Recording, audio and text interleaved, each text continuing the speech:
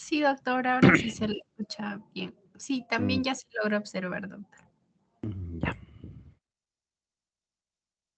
listo. Empezaremos entonces con la clase.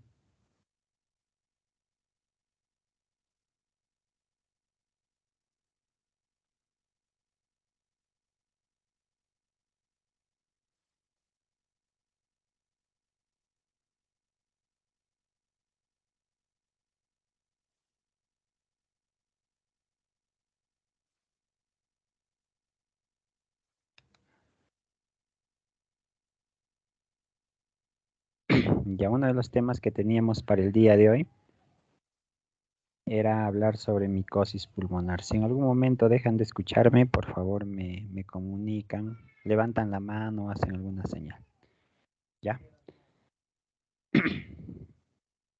Entonces, hablar de los hongos que afectan el sistema respiratorio y en especial los pulmones, es hablar de una serie de hongos, no solamente una categoría, ¿no? Entonces, vamos a tratar de hablar de los hongos más importantes que afectan a los pulmones. Del primer hongo que vamos a hablar es el del aspergillus. Y entonces, uno de los hongos que puede producir enfermedad en los seres humanos es el aspergillus. El aspergillus, pero hay que recordar algunos conceptos básicos. Es un hongo ubicuo, ¿no? Que está o se encuentra en el medio ambiente.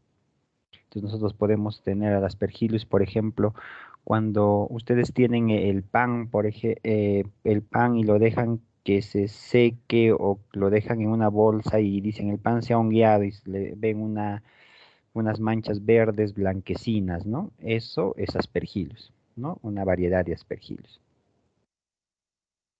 O la manzana cuando la dejan un tiempo y se pone negra, ¿no? Eso es por un tipo de aspergillus.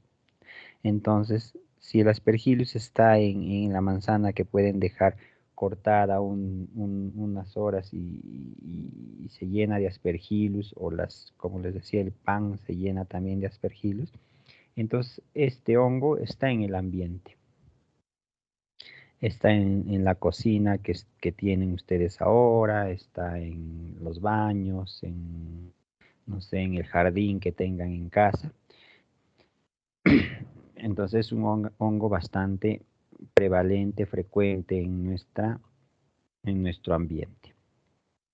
Pero una cosa es que el hongo esté ahí, y otra cosa es que el hongo infecte, y otra cosa es que el hongo produzca enfermedad. Son cosas distintas, ¿no? Hay más, como ustedes ven, de 200 especies de aspergillus. Al menos 35 causan enfermedades en los seres humanos y el más común es el Aspergillus fumigatus, ¿no? Es el hongo más común que afecta a seres humanos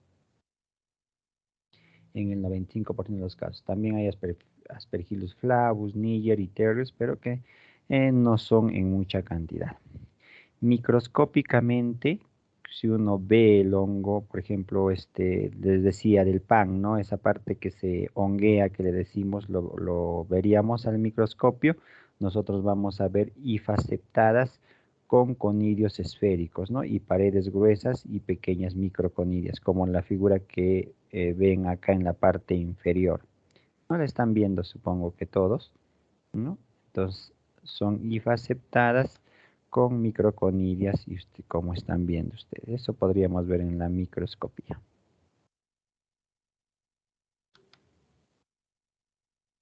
Acá tenemos también el hongo en la microscopía, pero hay que diferenciar este, dos formas de presentación, podríamos decir. El hongo cuando está en el ambiente, como les decía en el pan, lo vamos a ver como acá en la parte izquierda, en la letra A, ¿no? Pero el hongo cuando ingresa a los tejidos, al ser humano, y produce enfermedad, se ve de esta manera, ¿no? Son unos filamentos gruesos, ¿no? Que tienen divisiones, ¿no? Que están septadas y comúnmente adoptan la forma de Y, ¿no? Como una Y que en forma invertida, acá lo podríamos ver, ¿no? Una forma Y invertida. Es bastante común eso encontrar en o mejor dicho, es característico del Aspergillus para diferenciarlo de otros hongos. Y también otra cosa importante es que esta división en Y hace que formen pues un ángulo aproximado de 45 grados, ¿no? Eso también tienen que recordar porque eso marca la diferencia para que en la microscopía ustedes puedan diferenciar los hongos, ¿no? Hay otros hongos filamentosos que podrían semejar al Aspergillus. Entonces, el Aspergillus puede, ya les dije, está en el ambiente, pero nosotros podemos inspirar esos Aspergillus del ambiente, ya sea del jardín de casa, de un parque, de nuestra misma cocina o de algún ambiente, nosotros podemos aspirar ese Aspergillus. O podemos tenerlo colonizando nuestra cavidad oral. Entonces se vuelve de alguna manera un comensal con nosotros, ¿no? Un comensalismo, ¿no? Entonces ellos se alimentan de los restos de alimentos que pueden estar en nuestra cavidad oral o la mucosa que producimos, ¿no? Pero están en nuestro cuerpo sin producir ningún tipo de enfermedad. Hay ciertas condiciones en el paciente que hace que este Aspergillus ingrese, además de ingresar al cuerpo, produzca enfermedad. Condiciones como la inmunosupresión, por ejemplo. Entonces, antes de hablar de factores de riesgo para Aspergillus, hay que conocer todas las entidades clínicas que puede producir el Aspergillus. El Aspergillus puede formar los aspergilomas. El Aspergillus puede producir la enfermedad que se llama aspergilosis broncopulmonar alérgica. El Aspergillus puede invadir el tejido pulmonar y producir una aspergilosis semi-invasiva o crónica necrotizante. El Aspergillus puede producir una traqueobronquitis, una aspergilosis broncopulmonar obstructiva y el Aspergillus puede producir una angioinvasión de los vasos. Entonces, tienen que recordar, lo primero es que no es que debemos decir en un paciente que viene a la consulta o está hospitalizado, el paciente tiene aspergilosis. No se tiene que decir así, se tiene que dar el término de la enfermedad completa que tiene. Tendrá un aspergiloma, una aspergilosis broncopulmonar alérgica, una aspergilosis crónica necrotizante, una traqueobronquitis, una aspergilosis broncopulmonar obstructiva o una aspergilosis angioinvasiva. Cada una tiene sus características, como lo vamos a ver dentro de un ratito. Quiero empequeñecer mi pantalla, pero no sé cómo le hago. Salida de compartir, ¿no?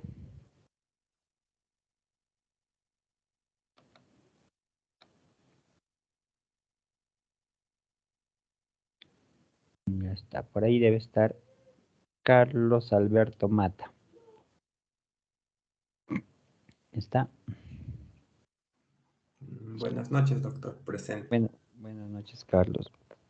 Carlos, hablando de la aspergilosis. La aspergilosis, dije, ¿qué tipo de enfermedades puede producir? Mencióname 3.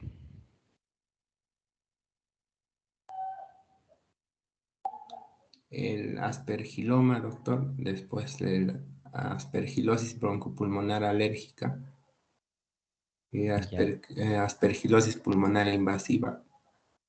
ya está. Chévere. Diana Vanessa Payarco. Sí, doctor. Diana, el aspergillus, ¿en dónde podemos encontrarlo? En el pan, como mencioné también el ejemplo de la manzana, doctor.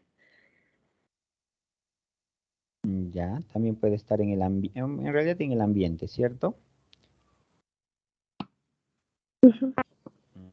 También puede colonizar o estar en nuestra cavidad oral, en nuestra boca. ¿Ya? Britney Cora González. Doctor, buenas noches. Buenas noches, Britney. Britney, ¿qué tipos de enfermedad puede producir el Aspergillus? 5, doctor. Por ejemplo, tenemos una aspergiliosis aprofítica, que es el aspergiloma, también una angioinvasiva, bronconeumonía, que son las aspergiliosis invasivas. También aspergiliosis. Ya, vamos con Álvaro. Sí. Está bien, Britney. Álvaro. Sí, doctor.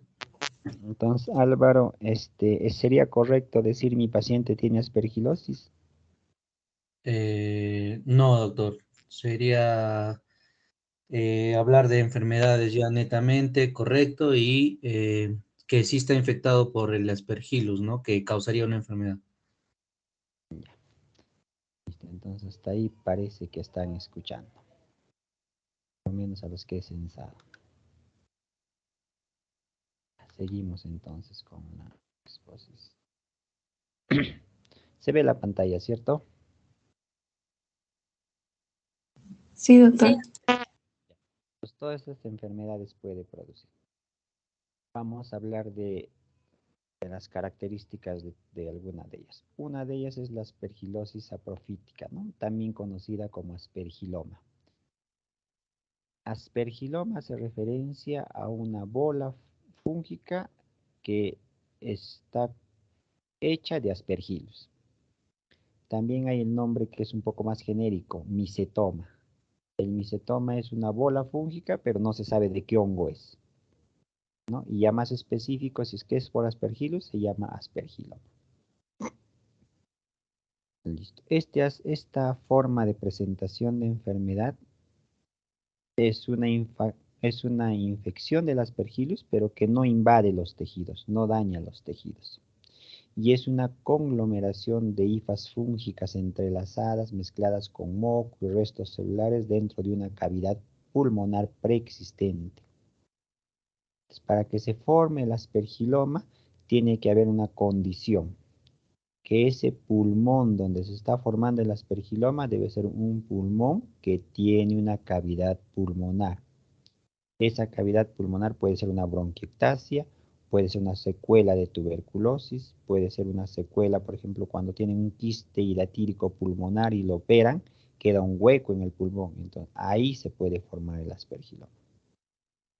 Entonces, es común en pacientes que han tenido tuberculosis, luego de que les dan tratamiento para tuberculosis, quedan las secuelas, pues queda un hueco en el pulmón.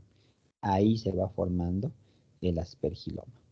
Entonces es un conglomerado de hifas fúngicas que no invaden los tejidos, pero van creciendo, creciendo, aumentando de tamaño, ocupando ese hueco que tenía como antecedente el paciente. En sarcoidosis también es bastante frecuente. Cuando un paciente ha tenido quistes broncogénicos y es operado en secuestros pulmonares, ¿no? Generalmente son únicos. Y el paciente puede estar asintomático toda su vida y tener el aspergiloma. ¿Cómo que puede manifestar clínica? Dentro de la clínica, los síntomas más frecuentes que presenta es hemoptisis, tos con sangre. Si nosotros vemos una radiografía de un paciente con enfermedad con aspergiloma, vamos a ver una masa sólida redonda oval dentro de una cavidad pulmonar. Yo creo que eso es fácil de imaginar, ¿no? Imagínense el pulmón, hace un hueco el pulmón y dentro de ese hueco vemos un tumorcito, una masa sólida. Eso es característico del aspergiloma. Una forma de saber que este aspergiloma no es otra cosa es tomándole una radiografía, por ejemplo, parado y otra radiografía echada.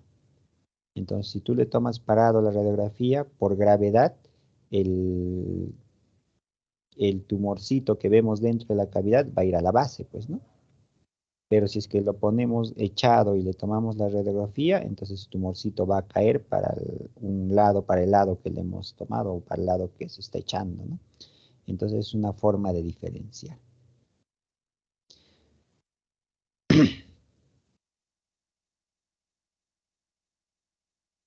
Entonces, como dice el aspergiloma, por lo general se mueve cuando el paciente cambia de posición y eso lo podríamos identificar en una radiografía.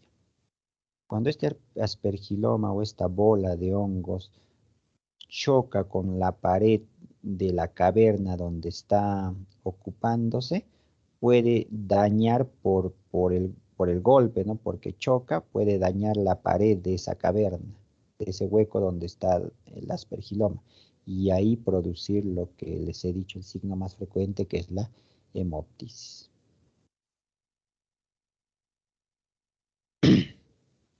Entonces, creo que esto ya hablé, que en la pared engrosada es donde puede producir hemoptisis, además de engrosar la pared, ¿no? Aproximadamente el 10% de estos aspergilomas se resuelven solos, pero los otros necesitan como tratamiento único la extirpación de ese aspergiloma. Por tanto, el manejo de los aspergilomas es un manejo quirúrgico. ¿Ya? No hay otra forma como tratar. Si tú le das un medicamento para Aspergillus, ese medicamento va a ir a la sangre, va a ir a los tejidos, pero les estoy diciendo que el aspergiloma está dentro de la cavidad, por tanto el medicamento nunca va a poder llegar a esa cavidad, ¿no? A ese hueco que podríamos tener en el pulmón, ¿no? Por tanto, el tratamiento es quirúrgico.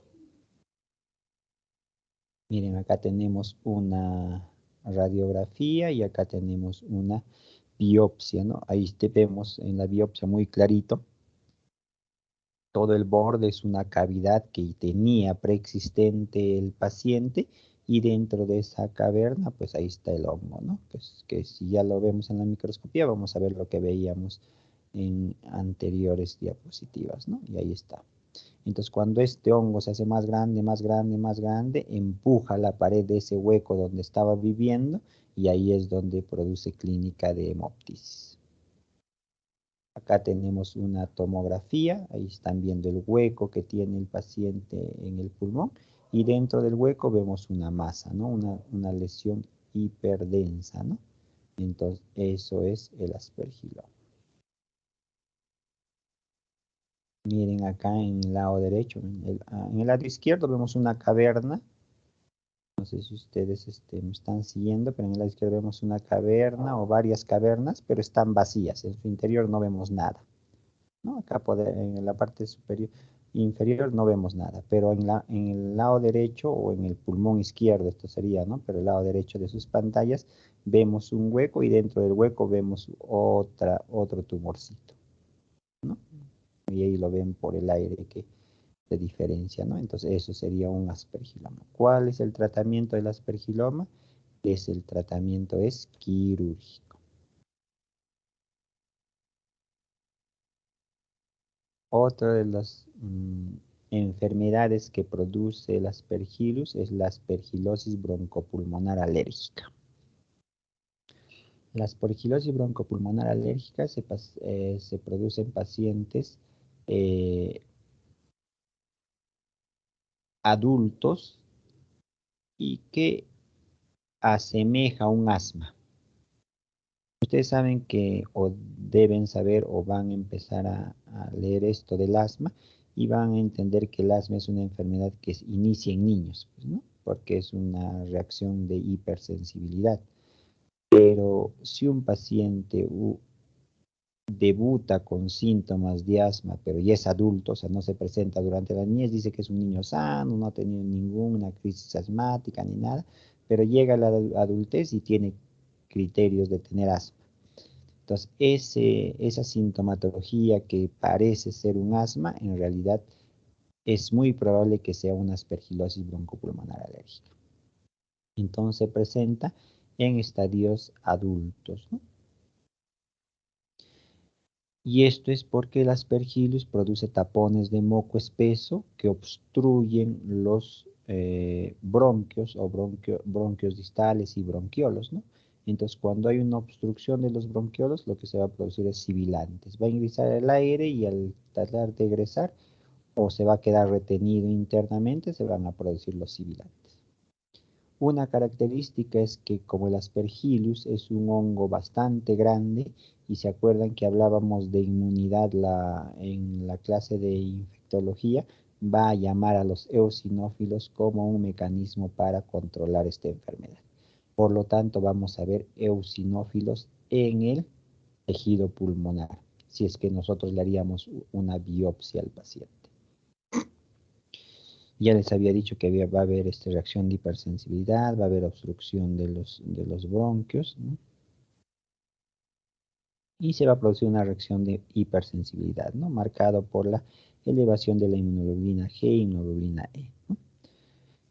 Producción de moco en forma excesiva. Muchos de estos pacientes pueden demostrar en el cultivo la presencia de hifas. Entonces, a este paciente tú le pides un cultivo de esputo. ¿A qué me refiero con un cultivo de esputo? Le dices, en la mañana vas a tratar de expectorar, y esa muestra que expectoras lo vas a llenar en un frasquito y eso yo lo voy a analizar. Lo llevamos al laboratorio y vamos a encontrar hifas de Aspergillus. Entonces, encontramos esas hifas de Aspergillus y el paciente tiene sintomatología de asma, nosotros vamos a considerar que es una aspergilosis broncopulmonar alérgica.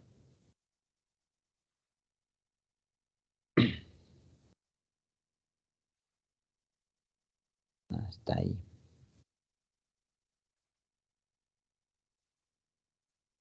Angeli Adriana.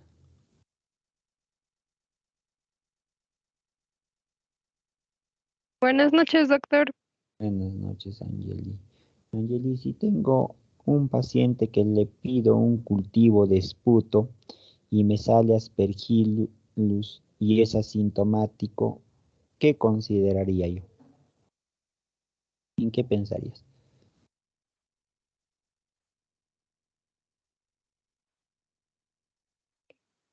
Bueno, si es asintomático, consideraría que puede ser un caso de aspergiloma, pero tendría que pedir una radiografía.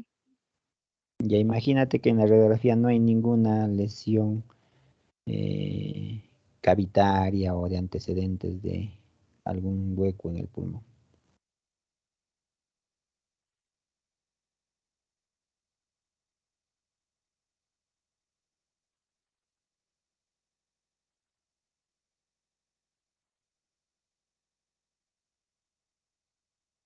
César Alfredo Ramos.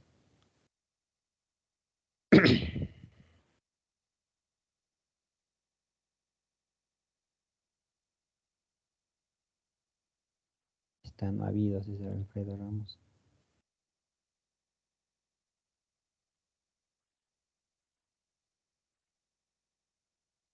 Darío David Mendoza.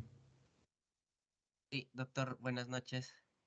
Buenas noches, Darío. Darío, entonces, si yo le hago una prueba de esputo, un cultivo de esputo a mi paciente y sale Aspergillus y el paciente es asintomático, ¿en qué pensaría?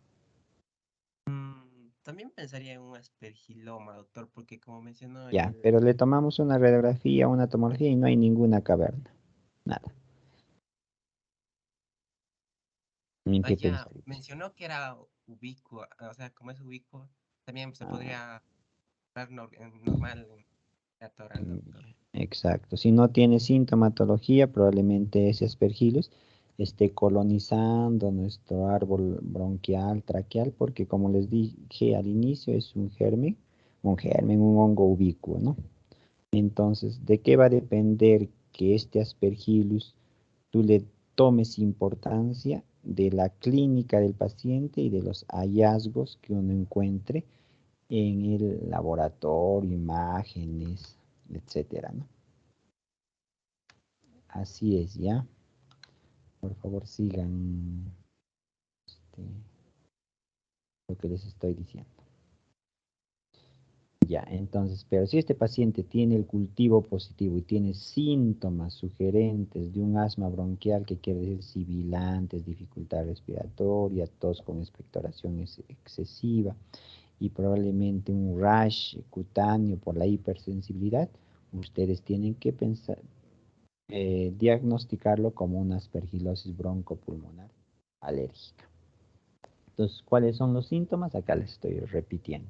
Sibilantes recurrentes, malestar general, con fiebre baja, no producen mucha fiebre cuando hacen la aspergilosis broncopulmonar alérgica, tienen tos productiva, dolor torácico.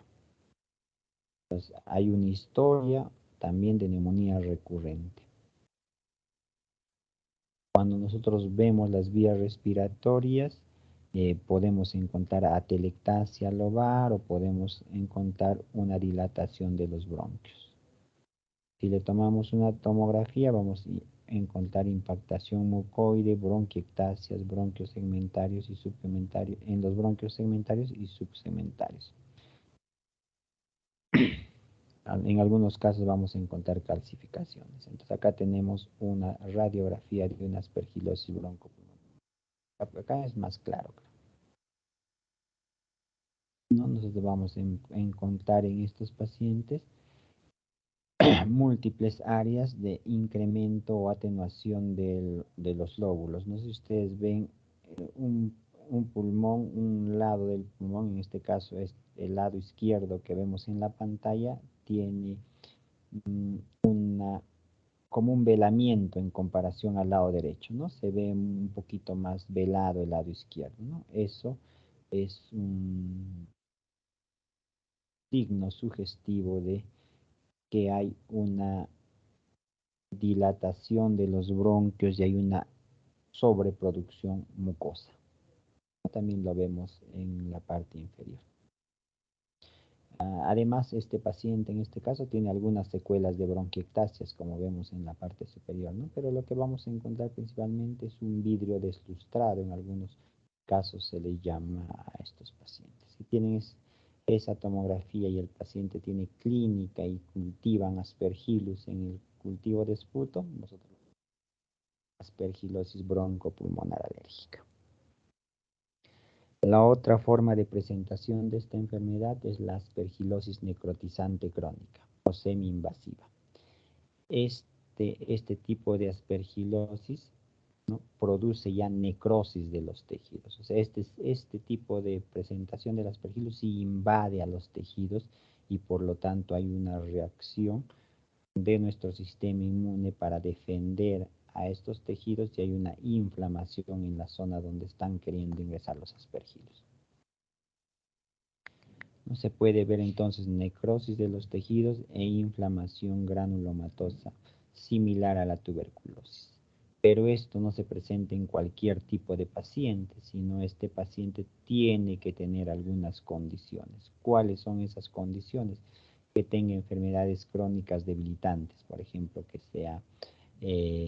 esté en diálisis, por ejemplo, que sea un desnutrido crónico, fumador crónico, que tenga hipertensión crónica, que tenga silicosis, ¿no? Otra condición que puede tener diabetes mellitus, que sea alcohólico o fumador, que tenga edad avanzada, tratamiento prolongado. Tratamiento prolongado con corticoides o que tenga una enfermedad pulmonar obstructiva crónica. Entonces, no a cualquier paciente le va a dar esta forma de aspergilosis. Tiene que tener estas condiciones. ¿Cuál es la clínica que va a presentar este paciente? Tos crónica, expectoración, fiebre y síntomas constitucionales. Mucho se parece a la aspergilosis broncopulmonar alérgica, ¿no? La diferencia será tal vez los sibilantes que encontramos en la aspergilosis broncopulmonar alérgica o la reacción de hipersensibilidad que tiene el paciente. Como dice su nombre, no es una necrotizante crónica, entonces esta sintomatología es de forma crónica, dura más de 6 meses. El paciente te dice tal vez Sí, doctor, eventualmente cada 2 días, a veces por las noches tengo fiebre, que no sé por qué es la causa, mi tos nunca ha disminuido, siempre estoy con tos, claro, a veces de más intensidad, otras veces de menos intensidad, pero tengo tos y he bajado de peso. La hemoptisis también puede presentarse en estos pacientes hasta en un 15% de los casos, cuando hace la forma crónica. Entonces ahí vamos a ver en la radiografía áreas de consolidación segmentaria unilateral o bilateral sin cavitación, pero con engrosamiento pleural adyacente. Múltiples áreas nodulares, como vamos a ver luego en la tomografía, en los dibujos, para que lo puedan reconocer.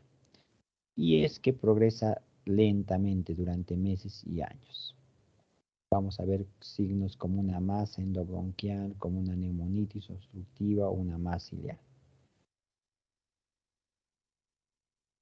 En este caso hay invasión de los tejidos, ¿no? Entonces vamos a ver invasión de los tejidos, como en este caso. Miren, ¿se acuerdan?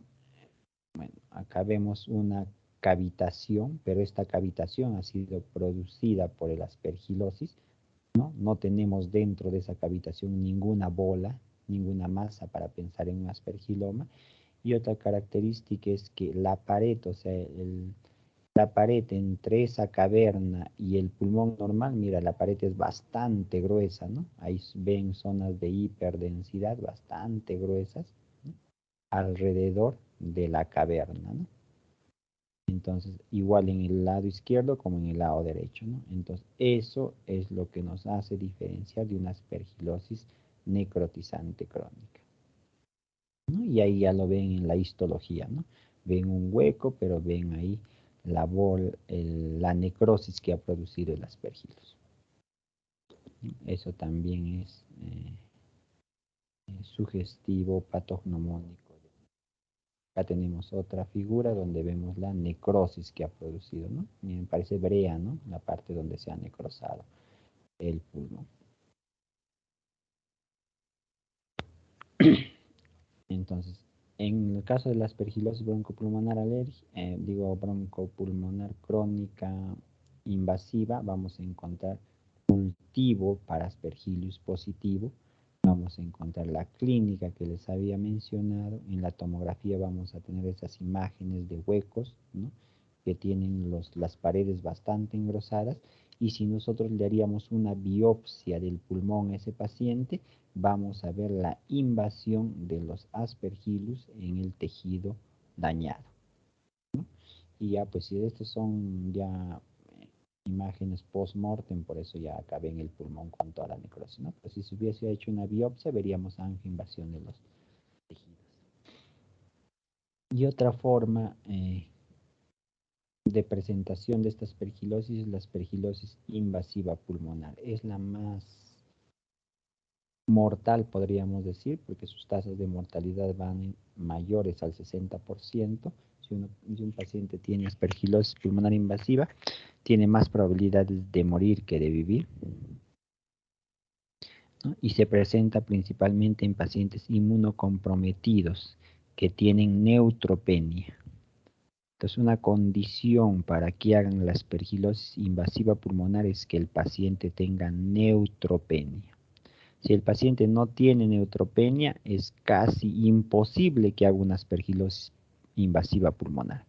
Podrá ser un aspergiloma, una broncopulmonar alérgica, y si la clínica es crónica, tal vez una aspergilosis necrotizante. Pero una invasiva pulmonar tiene que tener la condición de hacer neutropenia. Y la neutropenia puede ser producida por enfermedades, por ejemplo, como la leucemia o los linfomas, o el paciente esté recibiendo quimioterapia, o el paciente esté recibiendo medicación post-trasplante.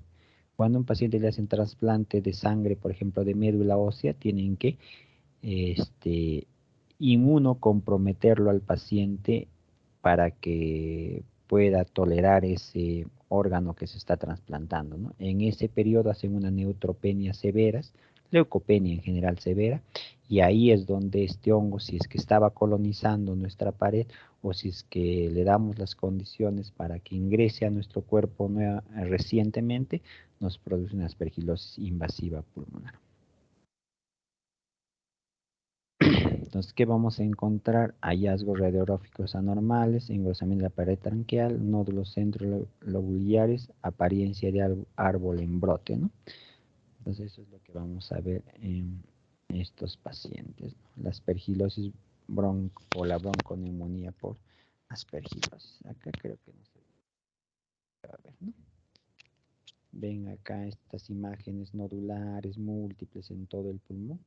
Son signos de una aspergilosis invasiva pulmonar. Y también hay la aspergilosis angioinvasiva, ¿no? Que ya no solamente invade al pulmón, sino esta invasión puede irse a otros órganos. Esta también, la mortalidad es bastante alta, tiene que haber neutropenia grave en estos pacientes y hay invasión de los pulmones, de las arterias pulmonares medianas y pequeñas, ¿no? Y en esta forma de aspergilosis angioinvasiva vamos a ver el signo del halo. El signo del halo, que vamos a verlo, o el signo del sol naciente, que vamos a verlo más adelante. Y su evolución es aguda. En 2 a 3 semanas el paciente puede ya fallecer si es que no le damos un tratamiento rápido y la clínica se presenta rápidamente. Entonces, este es el signo del sol naciente. Miren, tenemos a la caverna producto del aspergillus, tenemos su formación como aspergiloma, pero vemos las paredes del borde que están engrosadas, ¿no?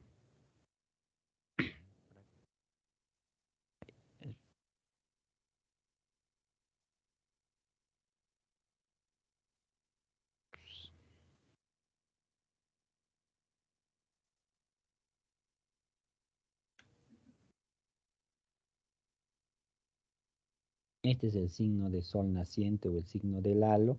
Vemos en la tomografía acá un nódulo y ese nódulo como si estaría brillando, ¿no? O sea, está mandando sus destellos del patrón nodular y eso es el signo del halo, ¿no?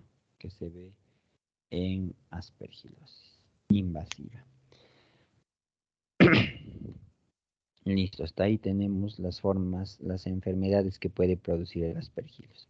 Otro hongo que puede producir enfermedad en los pacientes es el criptococo, ¿no? Y puede producir la criptococosis pulmonar. Hay que saber que los criptococos, a diferencia del aspergillus, los criptococos son órganos levaduriformes, por tanto se van a ver como huevitos, como quistes, ¿no? Estas son las levaduras, ¿no? Las levaduras que pueden encontrarse en gemación, pero generalmente son únicas. Eso podemos encontrar en las muestras de cultivo y así lo podríamos ver en las muestras de tejido, ¿no? Los aspergillus que tienen formas levaduriformes. Entonces el criptococo neoforman es un hongo también ubicuo, también lo podemos encontrar en el ambiente, pero generalmente el criptococo se encuentra en zonas tropicales y en zonas donde las palomas hacen sus deyecciones. Entonces puede ser, por ejemplo, en las casas antiguas donde hay muchas palomas, ¿no? Se hacen en sus techos, hacen nidos. En esas deposiciones, ahí vive el criptococo. Y también en zonas tropicales. Es un hongo encapsulado, levaduriforme, como les había dicho.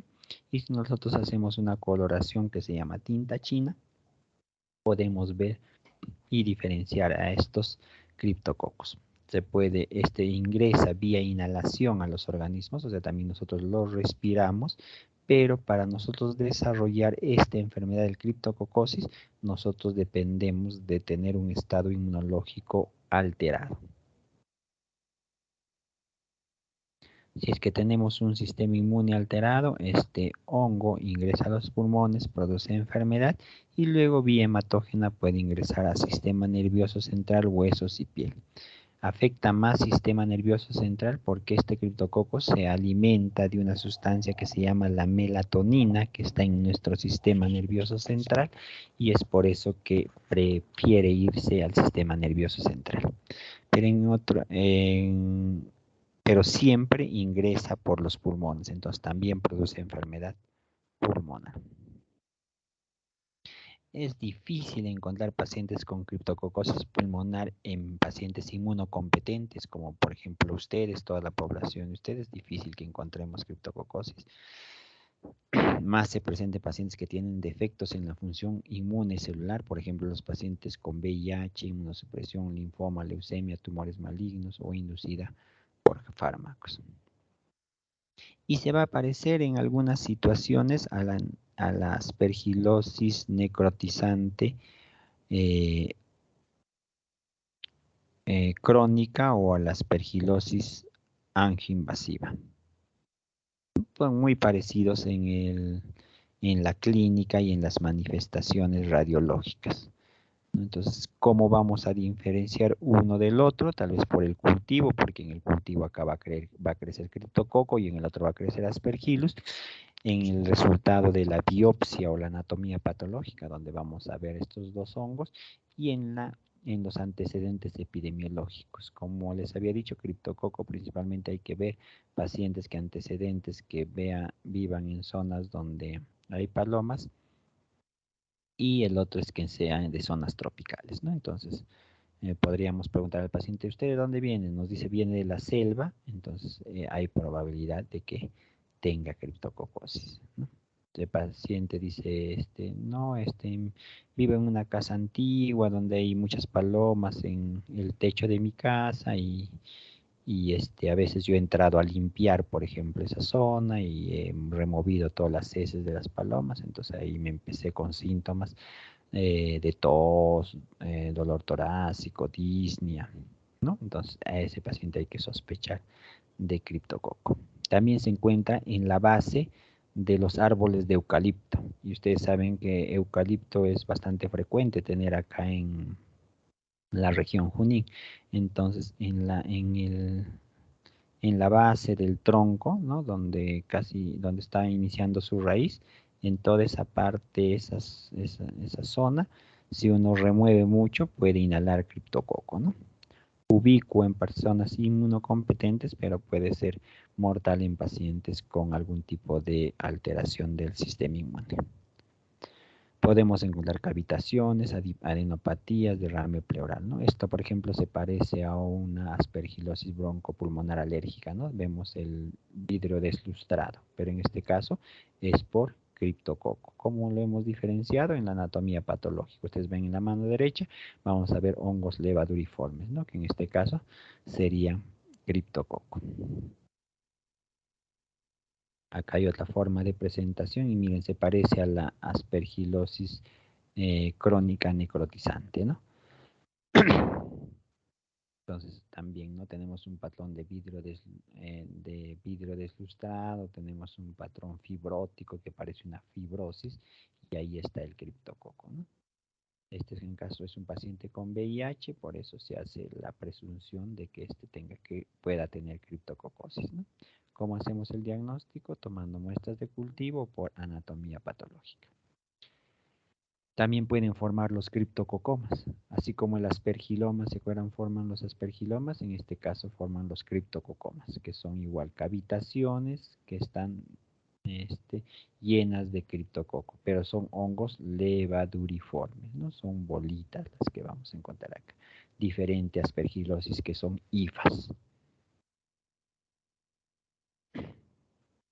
Acá hay, por ejemplo, un paciente que tiene un consolidado multifocal bilateral, ¿no? Con tos, dolor torácico, 17 años. Ahí.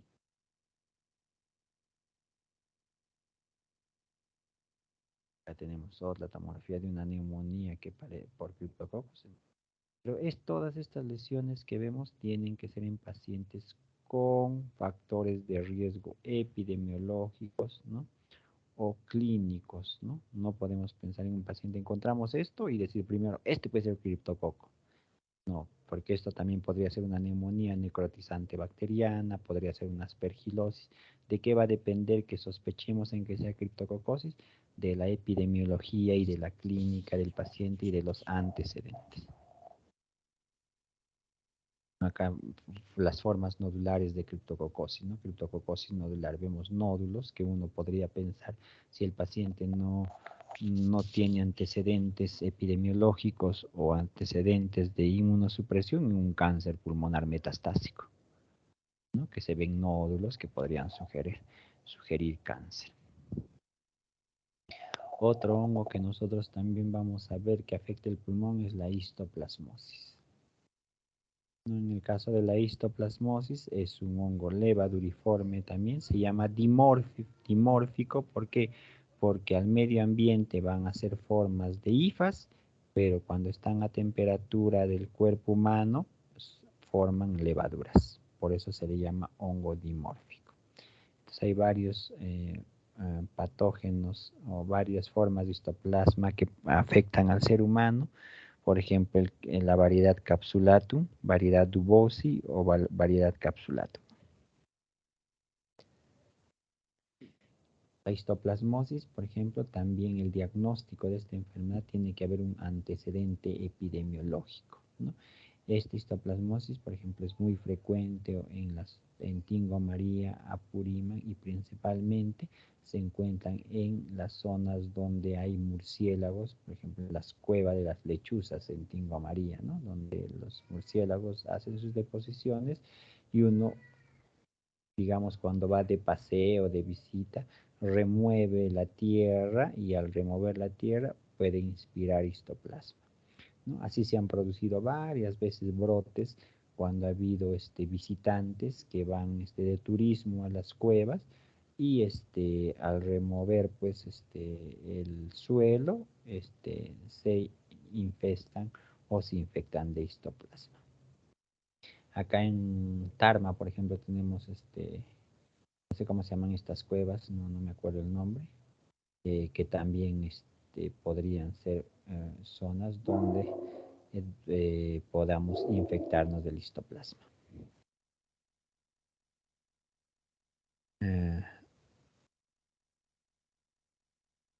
Entonces acá como ven en este grafiquito, ahí los murciélagos o las aves hacen sus deposiciones y ahí dejan el histoplasma y ahí crecen las hifas, ¿no? Y las hifas liberan sus conidias o levaduras y eso nosotros lo podemos inspirar y desarrollar la enfermedad de histoplasmosis. Entonces, esta histoplasmosis puede producir una primoinfección que generalmente es asintomática y también las microconidias que habíamos visto en la imagen anterior ingresan por vía aérea. Luego nuestro sistema inmune lo fagocita, forman granulomas y luego forman calcificaciones micronodulares, ¿no? Que luego pueden formarse cavernas o lesiones muy parecidas a la tuberculosis. La diferencia entre aspergilosis y tuberculosis en la radiografía es que la tuberculosis principalmente afecta a los ápices, mientras que la histoplasmosis principalmente afecta a las bases del pulmón. Pero las imágenes de árbol en brote, patrón micronodular, patrón fibrótico que se presentan en tuberculosis es igualito en histoplasmosis. Una cosa que me olvidaba decirles, por ejemplo, Venezuela es una zona de alta endemicidad de histoplasma. Entonces, si en Venezuela le toman a un paciente una tomografía y ven imágenes de árbol en brote, patrón fibrótico, lo primero que piensan en Venezuela es que es histoplasmosis. Porque además Venezuela está en la zona tropical, ¿no? Y esto es también de zona tropical. Pero en Perú, si tú ves un paciente que tiene imágenes de árbol en brote, fibrosis, está con tos crónica, baja de peso, sudoración nocturna, y tú le ves esa tomografía, lo primero que vas a pensar es en tuberculosis, ¿no? En cambio, en Venezuela, por ejemplo, van a pensar en histoplasmosis primero, por la casuística. Ellos tienen menos casuística de tuberculosis. Listo, eso ya lo habíamos visto. Eso es la primera infección. Entonces, en pacientes que tienen alteración del estado inmune, esta puede hacer diseminación hematógena ganglionar y hacer adenopatías sistémicas y invadir otros órganos, ¿no? Pero esto sí se puede producir en pacientes inmunocompetentes. Y como les decía, inmunocompetentes va similar a una tuberculosis. Y en pacientes ya inmunosuprimidos puede producir formas ganglionares, hematógenas, afectar vasos, médula ósea, intestino, piel, mucosas, pericardio y otras cosas. ¿Cuál va a ser la clínica? Va a ser parecido a lo que ustedes deben haber escuchado en tuberculosis, ¿no? Va a presentar tos, fiebres, cefalea, dolor torácico, baja de peso, escalofríos, sudoración, pero que es de forma crónica, 2, 3 semanas, ¿no? Disnea, hipoxia, hepatomegalia, adenopatías, eritema nodoso, eritema multiforme. Idéntico, como les había dicho, a la tuberculosis, salvo por las localizaciones en la radiografía, no podrías diferenciar entre histoplasmosis y tuberculosis por la clínica, son muy similares. Entonces, histoplasmosis puede hacer una forma aguda o una forma crónica, ¿no? Que ya lo vamos a ver acá, por ejemplo, un paciente de 40 años con síntomas de neumonía, rayos X de tórax, miren aquel consolidado en la base derecha en la base derecha, ¿no? Del pulmón, bueno, el pulmón derecho, pues en la base, ¿no? Y vemos un patrón intersticial, no vemos broncograma aéreo, pero vemos un consolidado, ¿no? Paciente que además de tener eso, tiene antecedentes epidemiológicos de haber viajado a una zona turística, haber ingresado a cuevas o haber tenido contacto donde había muchas aves y haber removido el suelo donde estaban esas aves, hay que pensar en histoplasmosis. Otro paciente acá sintomático que hace un nódulo, miren acá, ven un nódulo pulmonar acá en la base, ese nódulo aquí está en la anatomía patológica y este era una histoplasmosis, ¿no?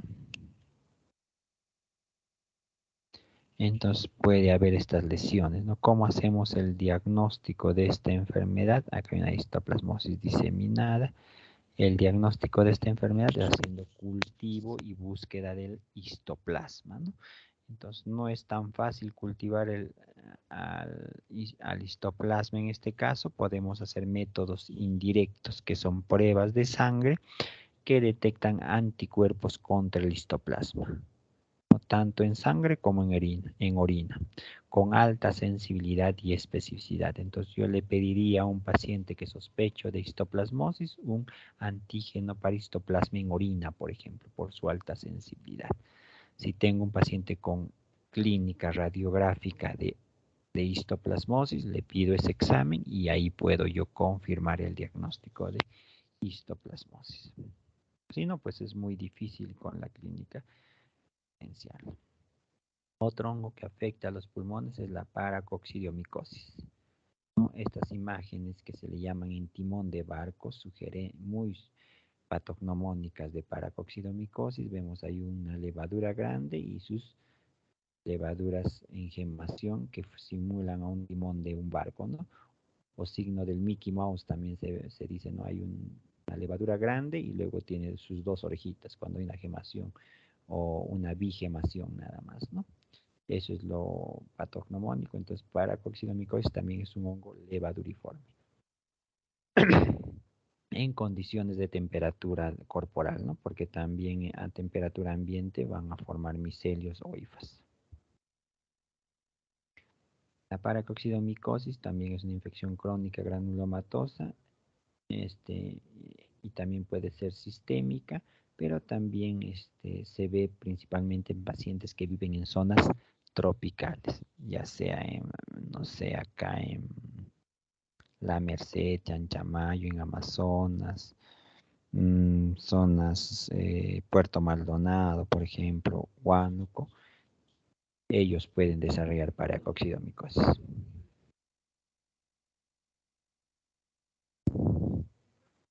Ahí vemos el timón de barco muy característico, pacientes clínicamente se comportan muy semejante a una tuberculosis, o sea, tos, fiebre, expectoración, pero de curso crónico. Una de las características de paracoccidomicosis es que no prefiere el pulmón como lugar primordial donde se presenta la enfermedad, sino principalmente afecta ganglios y puede afectar cavidad oral. Y al afectar cavidad oral, inflama las encías que hace que se caigan los dientes y produce una lesión granulomatosa en paladar superior, ¿no? Ustedes tocan el paladar y ahí van a ver como granulomas, ¿no? En los pacientes que tienen paracoccidomicosis. Entonces es la zona más frecuente donde van a afectar estos pacientes. Si tenemos pacientes que están afectados de la cavidad oral y caída de dientes, ¿no? Por la granulomatosis y el daño de las encías, y además tiene síntomas pulmonares, pues podríamos pensar en una paracoccidomicosis. Listo, eso. Acá son imágenes, ¿no? De paracoccidomicosis, por ejemplo. Se parecen mucho a las enfermedades de Aspergillus en todas sus presentaciones. Y de coccidomicosis ya no vamos a hablar porque coccidomicosis principalmente se encuentran en zonas que no son en Perú. Por ahí hubo un caso reportado en la frontera con Amazonas, pero no es frecuente.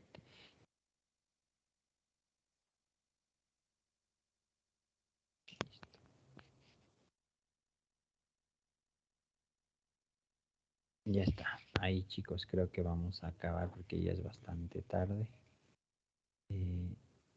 Nos quedaba parásitos pulmonares.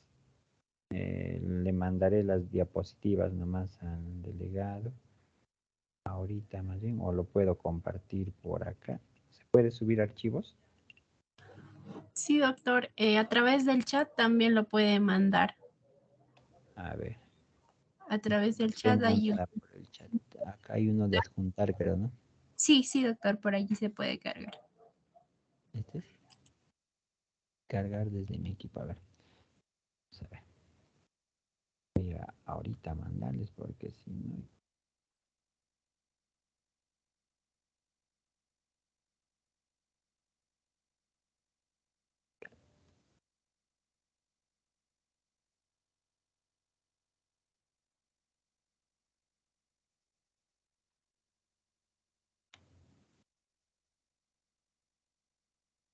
Y ahí me pulmonares envié.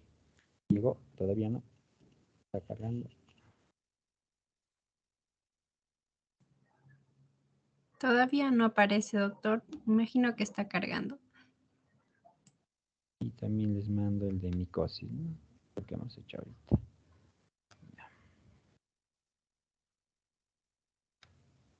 Ya subió, ¿no? El de parásitos. Dígame que sí.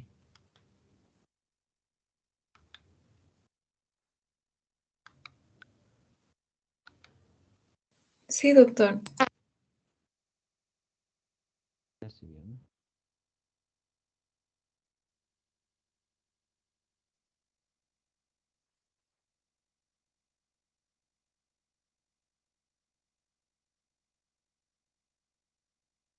Cargue.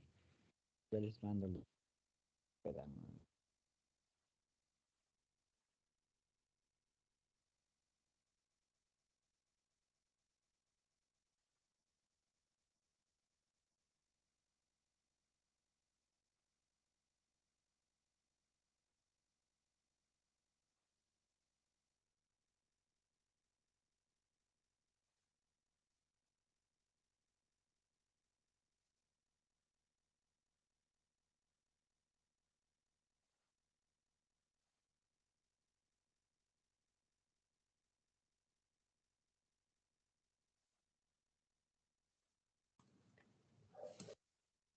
Ya chicos, subió, ¿no? Los dos diapositivas, Sí, ¿sí? doctor.